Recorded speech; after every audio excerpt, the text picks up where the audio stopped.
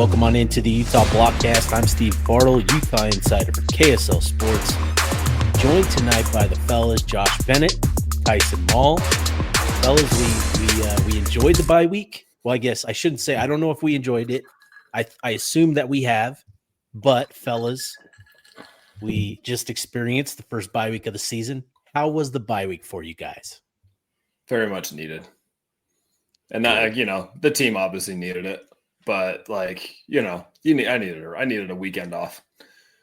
Yeah, football season rolls around and I've become kind of a stranger in my household and kind of just hunker down, watch way too much. So it was good to be a family guy for the weekend. Friday, did the pumpkin patch. Kids went down, watched that BYU West Virginia game. Saturday, let the wife sleep in, took the kids for a bit, and then watched that Cincy Iowa State game, and then did family stuff in errands and Costco, things like that. And then caught some of the later games. And then Sunday, laid low, did a fall drive, took some pictures of the kids at the fall colors. But nice. Yeah. Watched my Dolphins blow a 17-0 lead today. So that's just the best. The best feeling. Could have lost 40-6. That's pretty tough. That's pretty tough. At least you had a lead.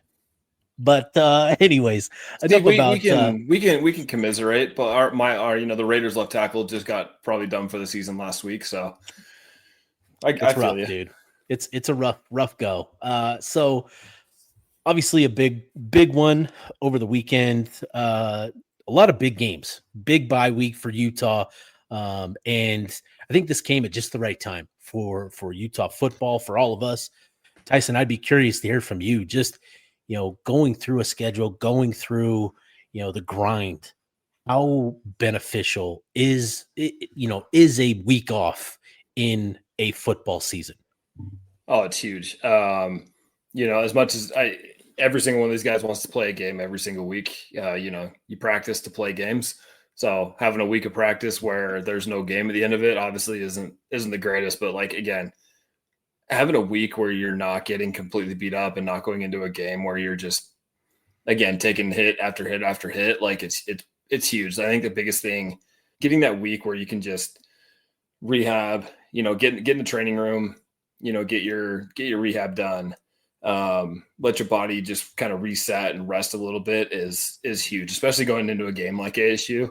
I think if the bye week was before somebody like West Virginia, it's not quite as beneficial. But going into a big game, having a bye week before that is just that much bigger, when it's a big game like ASU coming up.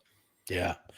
Bennett, for you, I'd be curious, just with ASU coming up, and obviously both teams are coming off a bye week, but what do you look for, with the team coming off of a bye week? What do you hope to see, whether it be improved execution or change in, certain schemes and certain what do you hope to see from Utah moving forward? Yeah, obviously, the rest and recovery is I'd say first and foremost, but they had some time to kind of do their own thing. Love it if they did some player-led stuff, maybe threw the ball around, hung out, enjoyed each other, built some team chemistry, things like that. Dampier had a birthday on Saturday. So, just enjoy yourself, have some fun, and but still stay focused. Yeah, I think that's a big thing. And, for Utah, while this was certainly a different approach for the players in terms of this being a lighter week, in regards to practice and that sort of thing, I would fully anticipate that Utah coaches were hard at work studying tape, doing some self-evaluation and figuring out where they need to make some tweaks, where they need to make some adjustments, figuring out where some soft spots are. And I think that's going to be really key for Utah moving forward into this next phase, is understanding who they've been, the last 5 weeks, because there was an interesting quote from Mario Cristobal, of all people, this weekend when, with their big win against Florida State, where he talked about,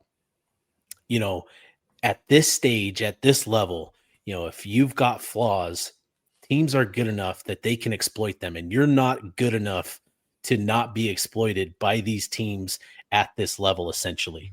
And I totally butchered the quote, but it's essentially that. Like, if you don't identify your flaws and what your issues are, and you don't correct them, that's going to manifest itself, in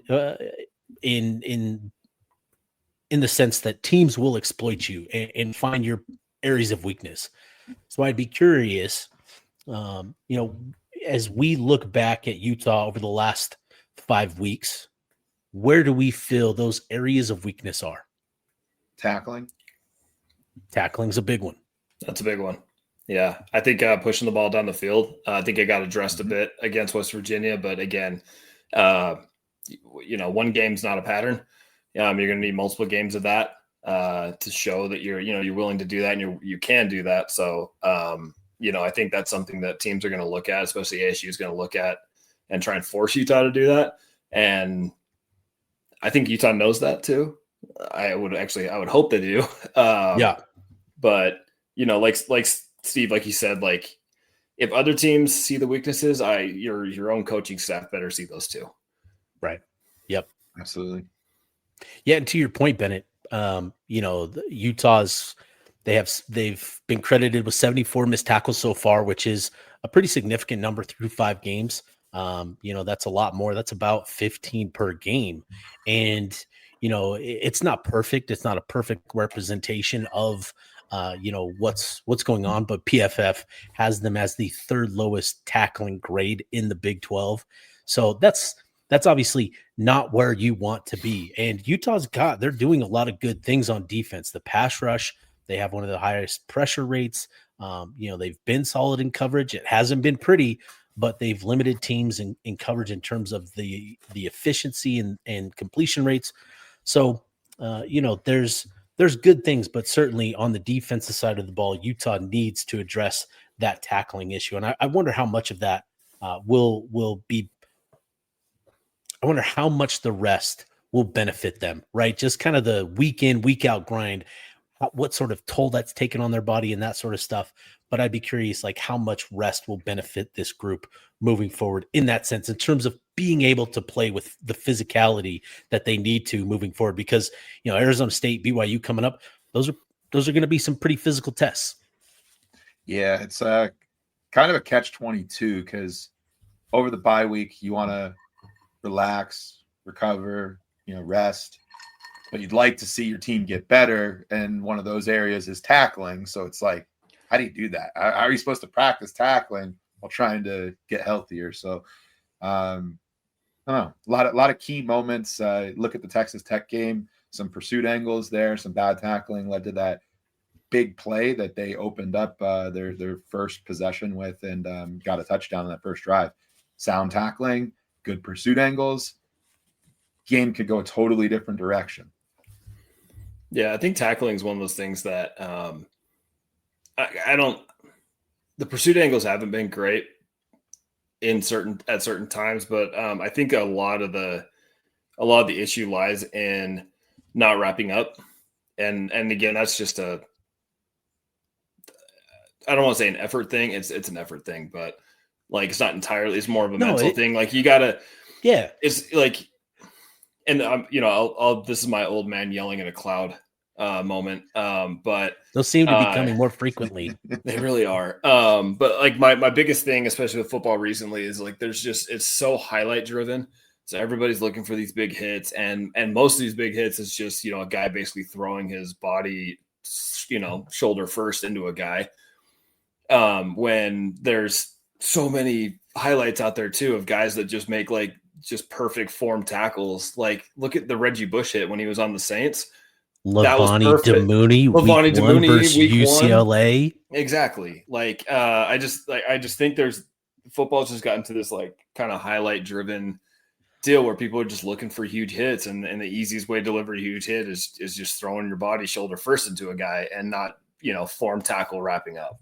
Tyson, do we need to start recording on your front lawn? Like, yeah, exactly. Like that's where we get off my lawn, guys. Wrap up. Do we blame NFL Blitz, or do we blame Madden with the hit stick? NFL blitz. That was where I first learned to dive tackle, just head first. Just There were other buttons to tackle, but it was just the dive button. That was it. Just a torpedo. You got the leg drop in there. I was a big leg dropper on NFL blitz, dude. I was all about it.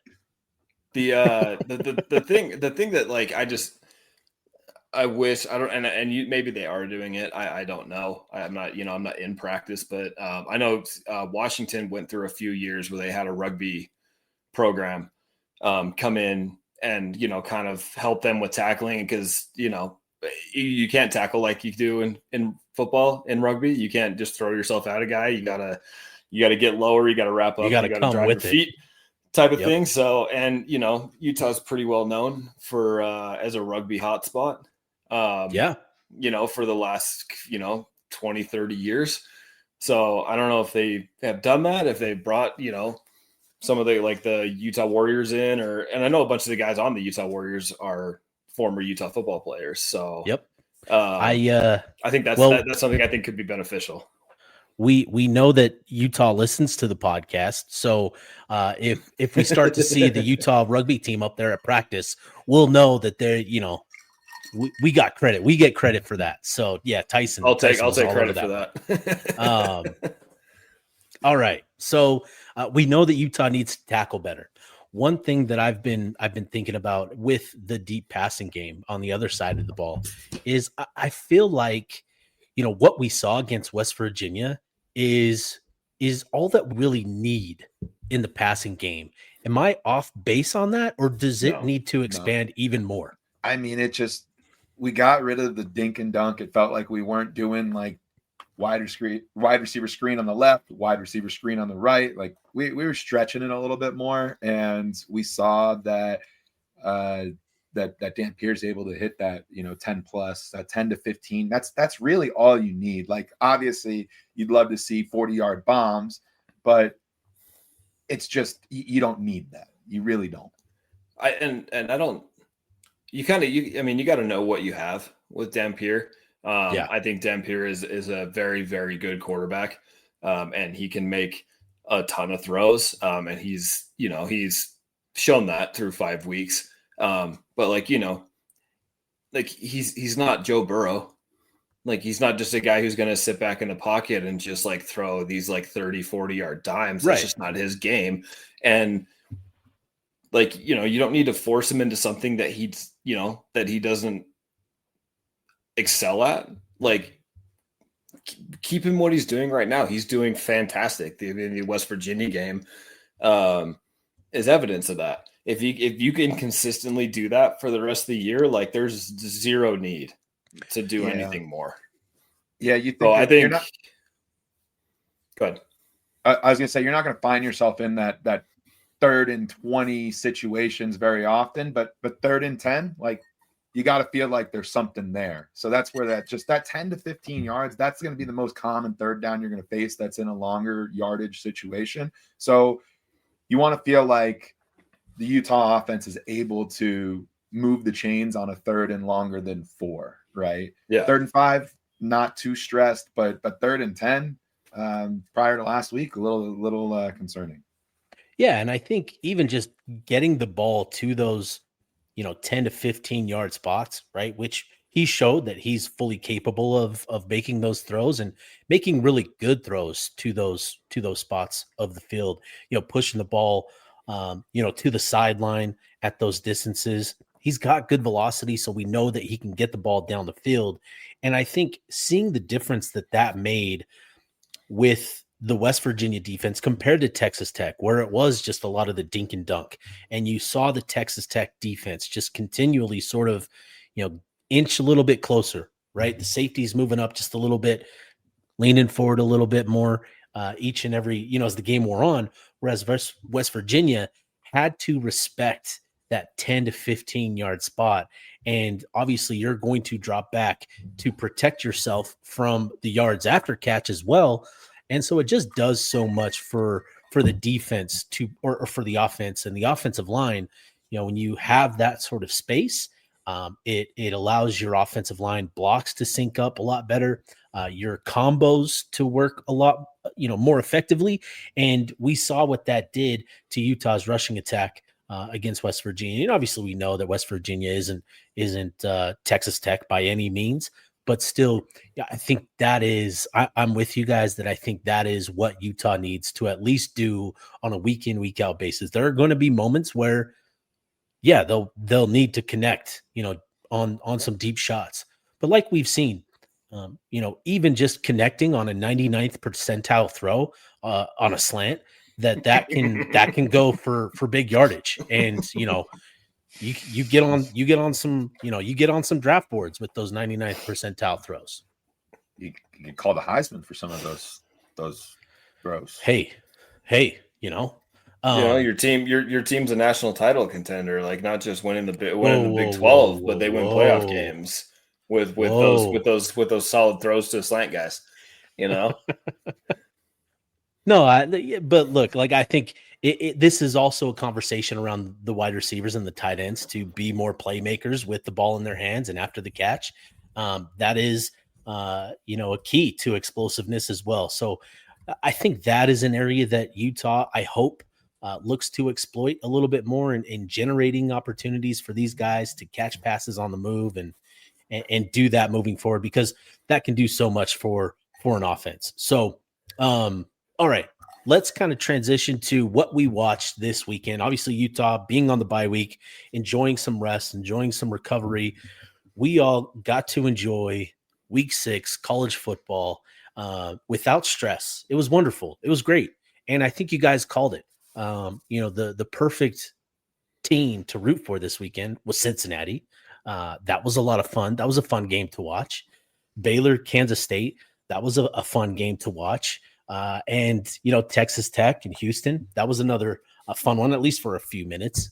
Maybe not a fun one, but as we watched the action this weekend, obviously we need to talk UCLA Penn State and what that says. But just watching football this weekend, what did you guys learn? What did you guys take away from the action this weekend? James Franklin's seat is red hot. I know I'm jumping outside of the pack of the Big 12 and everything, but James fine. Franklin's seat is red hot. If you can't beat Michigan and Ohio State, but you're still you're still the next team, I think Penn State boosters and administration can handle that. But you start losing to a team that hasn't led for a single second all season. That's tough, dude. You start to make decisions. He's done enough to survive this season, right? It's going to depend where they go from here. They haven't beat a P4 team this year. That's his second top 10 win since he's taken over. I'm saying. So he doesn't have second top 10 loss, you mean? Are you talking James Hold Franklin? on. No. Okay, sorry. Yes. Okay, sorry. That came out totally wrong. Okay. Yeah. So no. Okay. Both wait, what? So Skipper, the UCLA coach. Yeah. I saw somebody said that he has as many top 10 wins as James Franklin. My apologies. And then somebody corrected and said, no, James Franklin has 2. And then I'm sitting there in my head. I was like, that's not good still. Okay. That's still not good. Thank you for straightening me out. Yeah. It's not good. Not good. No, I won big games. I think that emphasizes your point even more that, Tim Skipper, interim head coach, has half as many top 10 wins as you at Penn State, where you've been the last decade. Not great. Yeah, I think, in that game, so fascinating to watch that game, to watch UCLA get out in front, jump on them, right? They were up, 24-7, in the first half. It was really impressive. And I think just a good reminder that, there's talent on that roster. It's been a mess with everything going on around the program, but there's talent there. And yeah, UCLA may not be very good the rest of the way, but you saw this weekend, Jerry Neuheisel with him calling plays, dude. He's got a bag. Dude, he's got a bag. And he's gonna, I think there's a newfound belief and energy in that UCLA Bruin program I'm interested to see what they do the rest of the season. Yeah, it wasn't one of those games where it's not like Penn State just like kept turning it over at like really No. bad times. Like UCLA just marched down the field almost every time they had the ball. Yeah, it was really impressive. Nuts. I personally like I feel a little bit vindicated at like I still look sideways at anybody who says Tennessee's better off with Joey Aguilar than Nico. Nico's still better than Aguilar. Tennessee just has a better football team. Like they can kind of shield the quarterback a little bit, but Nico's still 100% a better quarterback than Joey Aguilar. Ooh, that's a take. I'm telling you, dude, that's a take. Like the one Tennessee game I watched, like Aguilar was not good.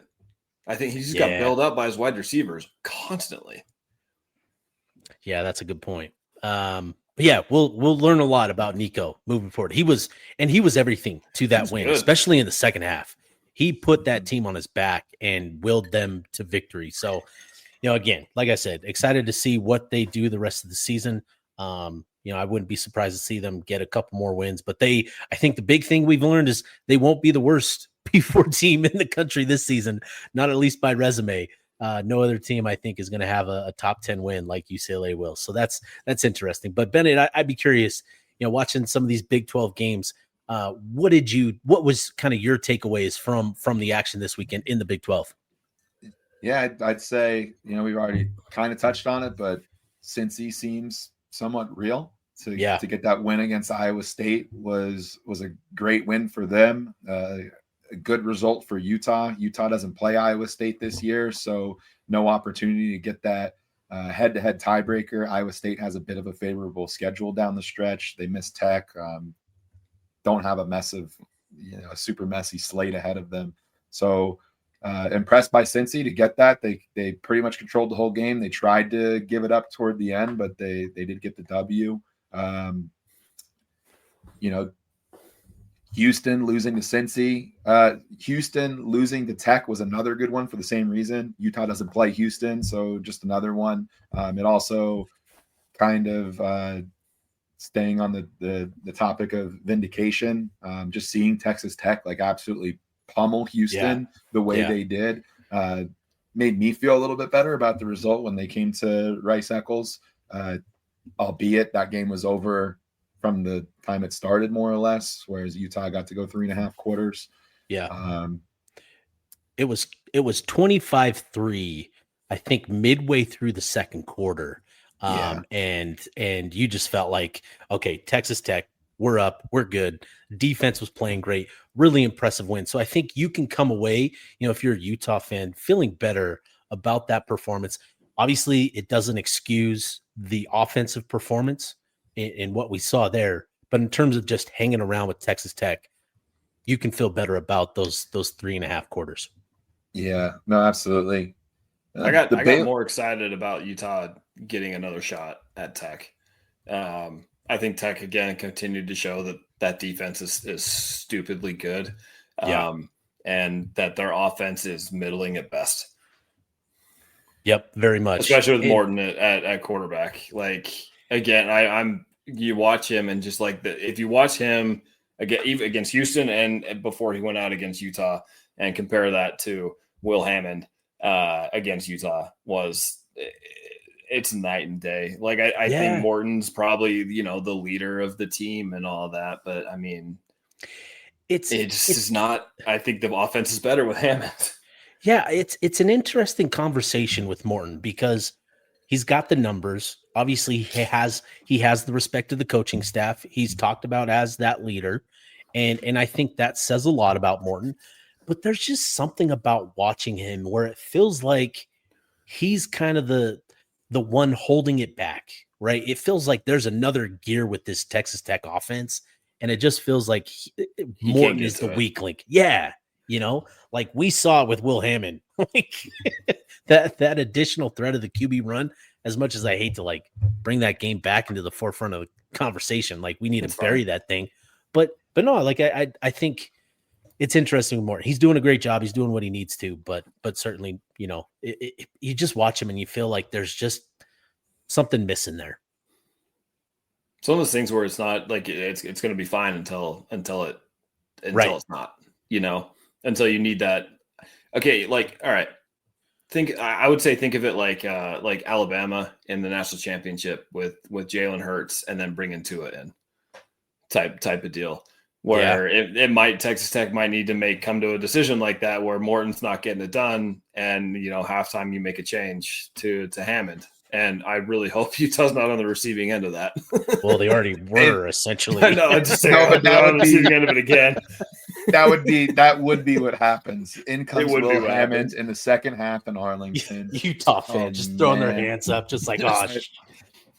He did that one too. He did that, Tyson. God. Put it out there, dude. Thanks a lot, Tyson. For all those Red Raiders watching. That's fair. That's fair. No, but Bennett, go ahead. Yeah. I was gonna shift gears into other Big 12 games. So if we're still talking, I wanted to bring up Brennan Cincinnati and Brennan Sorsby. I remember watching him, from last year, going back and watching film on him, was really impressed with, a lot of the plays that he made, some of the throws that he made, but also kind of understood that he had to force the issue last year a lot because Cincinnati just didn't have a lot around him.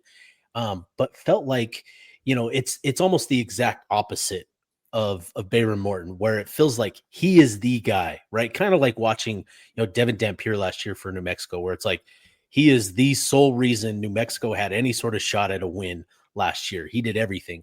And I kind of felt that same way watching Sorsby. And so to see him, Tyson, we were watching that Cincinnati-Nebraska game, and, just obviously he threw the interception late in that game, but had that Bearcat offense driving down the field, and you felt like that could have been his moment. But it seems like this past weekend was the moment for Brennan Sorsby. Made some great throws, connected on a big bomb as sort of the kill shot against Iowa State in that fourth quarter. And it feels like, we need to start taking Cincinnati a little bit more seriously than what we were prior to this week. I think the Bearcats are doing a lot of good things, not only with Sorsby, with that run game was super impressive against Iowa State. Ran all over them, ran through tackles time and time again. 8 yards a pop. I want to say it was Newman tweeted something about is this Iowa State being overrated, or is this Cincinnati being a little bit overlooked? And I think everyone can kind of agree. I think it's the latter. I think it's Cincinnati just being a lot better than. I think there's probably a little bit of Iowa State not being quite as good as people might think. But I would say it's a lot more Cincinnati being better than people think they are. Yeah, I mean, Cincinnati's one loss is it's at Arrowhead, first game of the season against Nebraska. Patrick Mahomes. Oh, come on. Don't give him that. Don't give him that, dude. Come on now. Yeah, and Nebraska's only loss is to Michigan by 3. So it's like, Cincinnati, definitely a team to take seriously. That showdown in Salt Lake on November 1st will probably have some magnitude to it. Yeah, that'll be a lot more than he thought it was going to be before the season started. For sure. Yep, exactly. It felt like one of the gimmies. I think everyone was, everyone was super hyped about, getting Texas Tech, ASU, and Kansas State at home. I'm very willing to switch out Kansas State for Cincinnati, being glad we get Cincy at home. Well, I mean, even just last week we were talking about how beneficial the bye was going to be for Arizona State, BYU, and Colorado. And I think they get it before Cincinnati, right? No, it's after Cincy they get the bye week. So after Cincy they Cincy. get after. And so that's a little tougher. That's a little tough, dude. And Colorado isn't looking as formidable as maybe we thought coming into the season. They're kind of a mess, actually. Watching them against TCU, just a lot of procedural issues and just a lot of not good things going on. And obviously with Dion, Coach Prime, with the health issues, you kind of understand that he I don't know, maybe he's had to step back. I don't either. And so you just kind of wonder if that's a program that kind of is teetering on the brink of a little bit of a collapse here this season, and maybe even big picture. So, Colorado lost to TCU. TCU bounced back in a good way, obviously taking care of business against Colorado. But I think, you feel better. And there's a couple of Ben, I'll let you get back to it. Yeah. In TCU, though, like to Colorado's credit, as sloppy as they might be, TCU needed the 21 fourth quarter points to really put them away. Colorado, right. They feel like that team that has a ton of talent. It's just not clicking. And Utah's got to hope that that's not clicking October 25th. Baylor, not really sure what to make of them. They had to come from behind. They're down 14 points heading into the fourth quarter against Kansas State. They got a pick six. They were down 14 points with 8 minutes to go. Yeah. And they got a pick six, and, Sawyer was able to get them down the field, but it's, Baylor's in the mix of things, but continues to kind of look sus. I don't know. It's just one of those things where, like, if you don't have a good defense, you're not gonna go very far. And Baylor does not have a good defense. They made Avery Johnson look like a quarterback. It's tough to do this year. Yeah. Just when you think Avery Johnson is about to turn a corner as a quarterback, right? K-State's up 14. They're driving, or maybe they were up 7. I think Baylor scored, actually. They're driving down the field. I think they got to midfield, and instead of turning the corner, he turns it over and allows it to go back for 50 yards for 6. And you're just like, well, there's the Avery Johnson we know all too well. And, it's tough. But I think what we've learned with Baylor and why it's kind of hard to trust them, obviously they're a threat with Sawyer Robinson, Michael Trigg, and that passing attack. They're dangerous. But what we learned this week with K-State and what we learned, was it last week or a couple weeks ago? I can't remember. But Arizona State, the formula to beat Baylor is run the ball and don't turn it over. And what does Utah do? They run the ball and they don't turn it over. So that's kind of the thing there, right? Is and we saw what happens when you don't turn it over with Arizona State, and we saw what happens when you do turn it over with Kansas State. So I think that was another kind of revealing game for the Big 12. Yeah, and I thought there were obviously BYU lost Jack Kelly, and Isaiah Glasker also got banged up. They're 2 stud linebackers. Probably shouldn't call linebackers studs because that's actual terminology, but you get what I'm saying. But they gave up 24 points to a freshman-led offense, and is that defense as good as people are giving it credit, where there's some moments there that we're talking about, finding those exploitable things? Like, do you see some stuff when you watch that game on Friday? Oh, Tyson went mid cough. Yeah. Sorry, I just got done coughing. You good? Yeah, I switched on to the game. Yeah, I'm good. I switched on the game like probably end of the second quarter. I just, again, I'm not impressed with either of those teams. We beat the crap out of West Virginia, and like, imagine your team having to keep their starters in at the end of the fourth and not pull them at the end of the third. But again, I'm not impressed with really either side of BYU's team at this point. Sorry, I'm just like losing myself right now. It's late. No, you're fine. You're fine. I think BYU's defense is really good. I think it's really, really good. I think they've got some dudes in that with their brand of defense specifically, where they like to, drop coverage and drop into zone and keep everything in front of them, that bend but don't break mentality. They force you to beat them by 1,000 cuts, right? It's just kind of methodically, marching down the field sort of a thing. And we saw West Virginia do that. We saw them, connect on, be a little bit opportunistic, right? Khalil Wilkins was a freshman quarterback in his first start and, made some throws, but obviously looked like a freshman. but still was opportunistic. And so I think, there's something there, and used his legs a lot. He's probably super sore. I think he finished with like over 20 carries in the God. game. Yeah, He dude. was getting beat up. Yeah, he took some shots. He earned that one.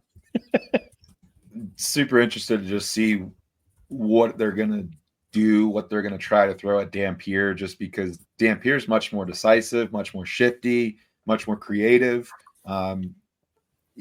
Wilkins wasn't as decisive in some of his runs, like kind of hesitated, and then he'd hit it. And then as the game went on, like he did get more confident. But you hate to see anybody, go down to an injury. But Jack Kelly is fast and he's very athletic, a really good tackler. And if they don't have him, as we saw in that game, they don't have something to replicate that. And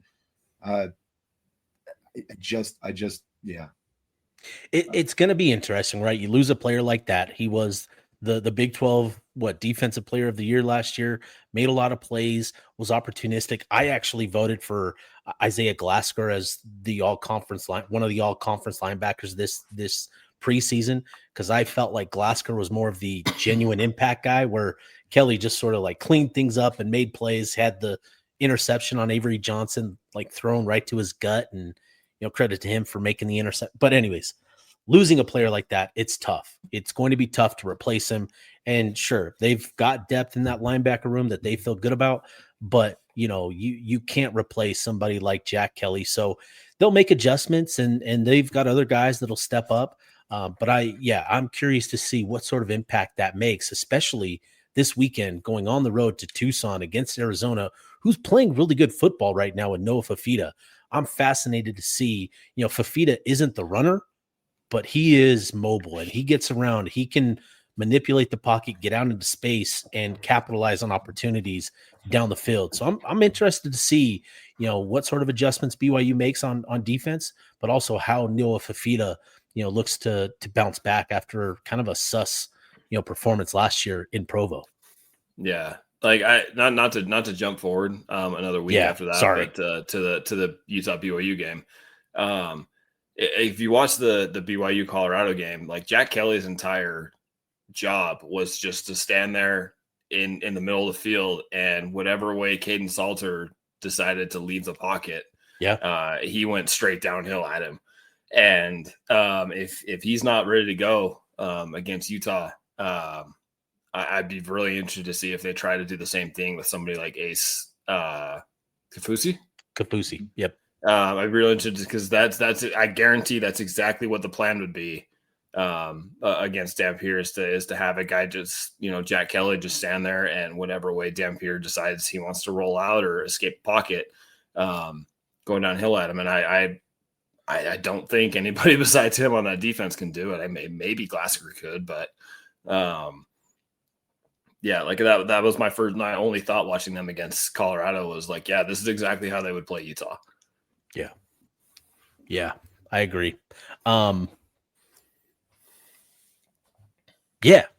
I think that that covers the action across the Big 12 there. So let's get to our Big 12 power rankings for the week.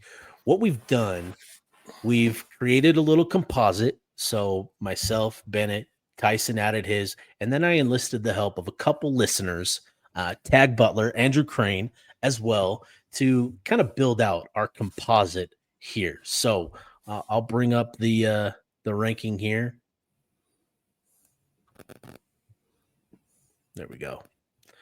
All right. So this is the power ranking for Utah. And if you can't see it, so real quick. So the first four, Texas Tech, Arizona State, Utah, and BYU at fourth. I think we all agree Texas Tech is in a tier of their own, right? We can all agree on that. Yeah, absolutely. And then where does the next tier? I called it the competing for the other spot in the Big 12 championship game. Where do we have that list? Who's all in that tier? I'd go 2 through 7 on this list. So Arizona Yeah. State, Oh wow, yeah, Utah, okay. BYU, Cincinnati, Iowa State, and TCU. I think those 6 would be someone of those 6 is going to be playing Texas Tech and Arlington. Yeah, I'll agree with that. Yeah, Cincinnati at 5, I think is, man, that it's just really impressive what they've done so far. I think, again, Brendan Sorsby doing what he's done. Josh Hoover, had a bounce back performance. Rocco Beck, despite the taking the loss this week, still did a lot to keep Iowa State in that game. It'll be interesting to see what they do to address some of the injuries on that defensive side of the ball, particularly in that secondary. That's going to be the key for them moving forward. But, you've got 3 really good quarterbacks there at 5, 6, and 7. Obviously, Arizona State at 2, Utah 3, BYU at 4. You like the defense there. How do we feel about, the offenses among that group, Arizona State, Utah, and BYU? I think Utah's got the better outlook. I think they're all kind of somewhat even throughout this year, but we know Arizona State's entire offense is Sam Leavitt and Jordan Tyson. Yeah. And then you got BYU's got a true freshman quarterback. And again, who I don't think has really faced very much competition on the defensive side of the ball. And then you got Utah, who has, they're spreading the ball everywhere. You got multiple different guys who have touchdowns in receiving and rushing.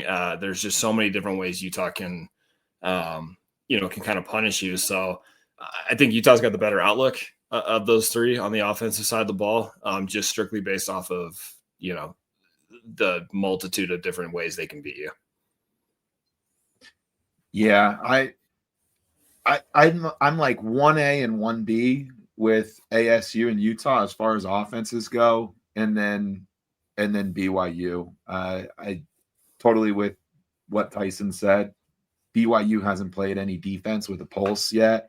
They traveled to Tucson this weekend. Arizona's had moments of playing solid defense, but they also gave up 39 to Iowa State. So it's probably a reckoning call, like when Utah travels down to Provo. But yeah, that's probably how I'd rank them. 1A and 1B for Utah and Arizona State. Arizona State for its throw game, Utah for its balanced attack and unpredictability. What's interesting about Arizona State is when you look at the numbers, not super gaudy numbers, especially for Sam Leavitt. I was actually looking at numbers before we started recording.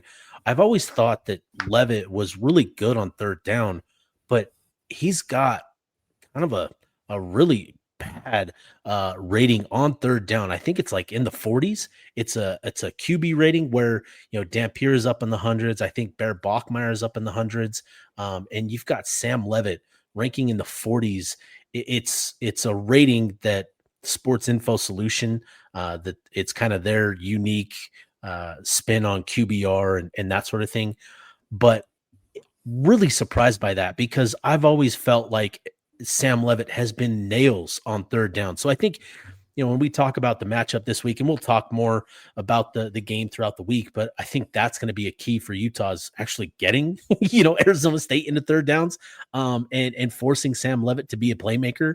He was able to do that for them last year and make plays, but this year it's kind of difficult. And honestly, like, watching this Arizona State team, they kind of give me those Kansas City Chief vibes from last year where they're in a lot of tight games. And like, luckily they've got a quarterback that knows how to step up in key moments. And that's been the difference in the last 2 contests that they've been in is Leavitt has made plays late in that game. They've got a defense that makes plays as well. And so really interested, about, talking this Utah Arizona State matchup. But yeah, I'm with you guys. I think, offensively, I think that makes a lot of sense. Let's talk about the next tier here.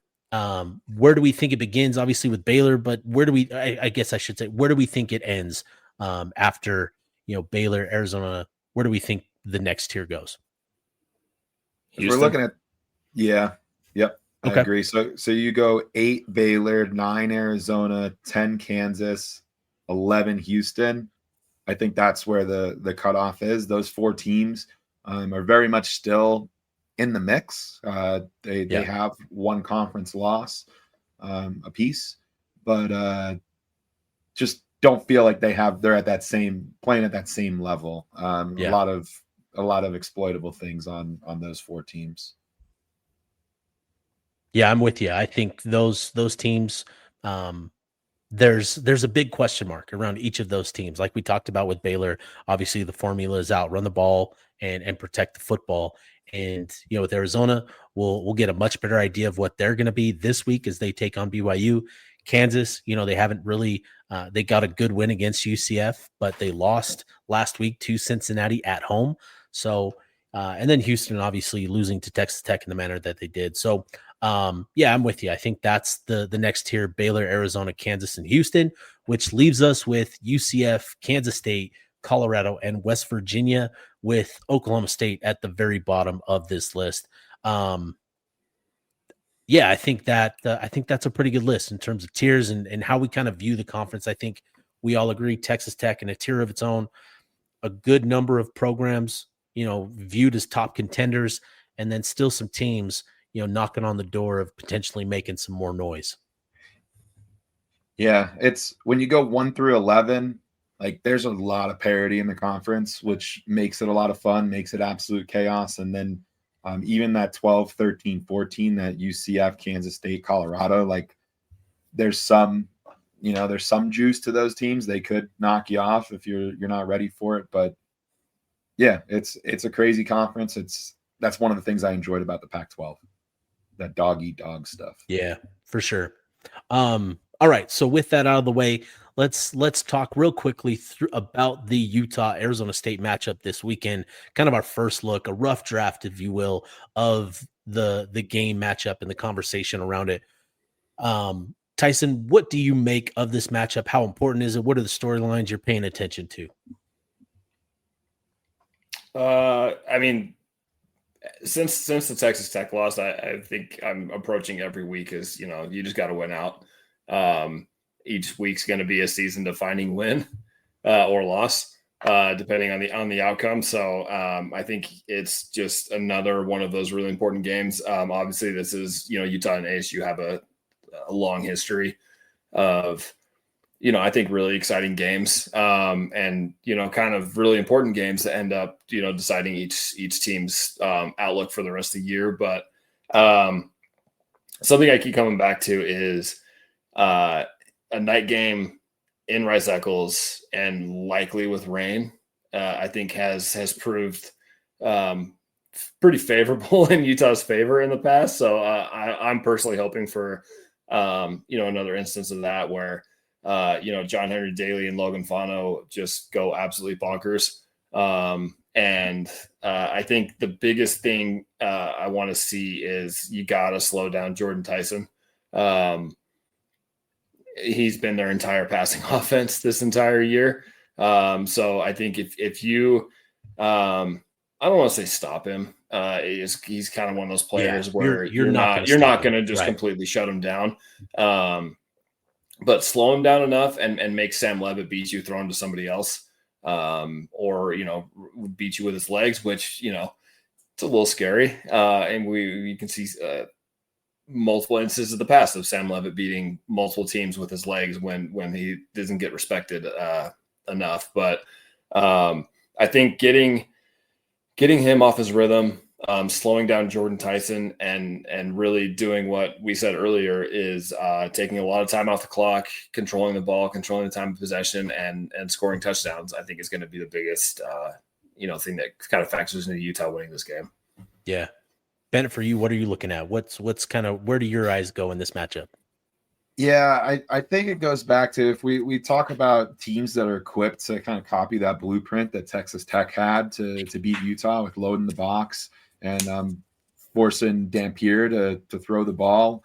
I think ASU is one of those teams that's equipped to be able to do that. Their run defense is stout. They have the second fewest rushing yards allowed in the Big 12. They've given up 515 on the season. So that's going to be a tough test for Utah. if ASU stacks the box and Dampier's unable to push the ball downfield, it could be a long day for the Utah offense. I'm interested in how Utah's offensive line is able to hold up against their pass rush. They're really good at getting to the quarterback. They have the highest sack percentage in the conference. They average just shy of 4 per game. And what's funny about that is they actually have the 14th ranked pass rush in terms of pressure percentage in the Big 12. So they don't generate a ton of pressure, but when they do, they get home. They get home. They finish. Yeah. They finish. Yeah. Yeah. So for me, it's, Utah's going to need to limit the pressure, which they should be able to. But when it gets back there, is Dampier going to be able to adapt to that pressure and stay clean? Just hoping he's able to keep his head on a swivel. And then another piece of this is Utah. If you flip that around, is Utah going to front six is going to be able to get to Levitt, create pressure, create some chaos? ASU has the highest blown block rate in the Big 12. So in terms of pass plays, they're about middle of the pack. On run plays, they're dead last, and by considerable margin. So those are the areas. I think Dampier and Levitt is, when you talk about storylines, quarterbacks always get the eyeballs and whatnot. I think Dampier Levitt is one of the premier quarterback matchups you've got in this conference. And Utah at times has struggled with dual threat quarterbacks, and Sam Levitt can do both. So it'll be interesting for sure. Yeah, and to your point about Utah's defensive line getting pressure on Sam Levitt, you mentioned that Arizona State has the highest blown block rate, in the conference. They're still doing a good job of limiting the amount of pressures. I think they've only given up 37, which is on the lower end of the spectrum in the Big 12. Utah's only allowed 22 pressures this season, with most of those coming against Texas Tech. So outside of that game, they've done really well. But I think this is going to be another one of those challenges for Utah, because this Arizona State defensive front, they do a really good job, like you mentioned, not getting a ton of pressure, in terms of the volume, but when they do get pressure, they're getting to the quarterback. So, for me, this is going to boil down to which quarterback does a good job of getting the ball out in a timely manner, but also is able to, break things down with their legs. I think Sam Levitt leads the conference in 22 scrambles. Dampier hasn't needed to scramble this as much this year. He's only got 12 scrambles this season, but I think that could be an element that sort of, swings the game potentially one way or another, is which quarterback is better against pressure and who elects to use their legs, most effectively. So that is going to be something that I keep my eye on this week, is that dual threat ability of both quarterbacks. And then obviously Jordan Tyson, he is the guy for that offense, but Raleek Brown has really emerged as a playmaker for Arizona State on the ground. And with his speed, his dynamic ability, limiting Arizona State's explosive play ability is going to be at the top of the chart. If you can force them to be, if you can take that away, limit their explosives, that really makes, they just sort of fall out of sync without those big plays. They're not like Utah, where they can string together 8, 9, 10, 11, 12 type plays. They're a team that, they need those big chunk plays. And, when they don't get them, the offense struggles and stalls out. And so, they're having to punt the ball quite a bit. And I think that could be key. So plenty more to dive into with this matchup. Looking forward to a lot. Certainly looking forward to hearing from Devin Dampier this year. I know, him playing high school ball in the Phoenix area. I've heard that Arizona State was not interested in him at all. And that might be something this week to pay attention to from what I've heard. So we'll see. But man, any final thoughts before we put a bow on this one, fellas? Yeah, I mean, you got to manufacture some motivation somehow.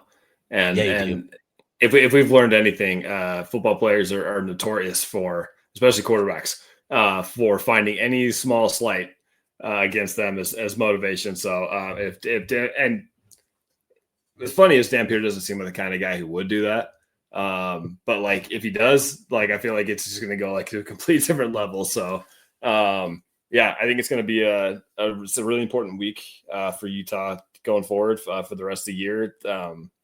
You know, Yeah. it's No, season really. defining game every single week. Yeah. No, this one sort of sets the tone, right? This is a big game. So yeah. Bennett, what about you? Yeah, I feel like Utah won the bye week in ways. I think there were a lot of good results that played into Utah's favor. It came at a great time. These next 2 weeks are going to be a grind against Arizona State and against BYU. So getting that bye week, getting that moment before getting to the meat of the schedule is great, and just looking forward to seeing what this Utah football team has, and we get to learn that real soon here. So looking forward. Definitely looking forward to it. The Red Out this weekend. So looking forward to that. So that wraps it up for us tonight.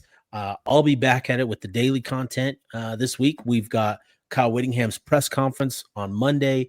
We'll hear from the players Monday and Tuesday, and get back into that rhythm. So looking forward to this weekend. So for myself, Bennett, Tyson, this has been the Utah Blockcast signing off.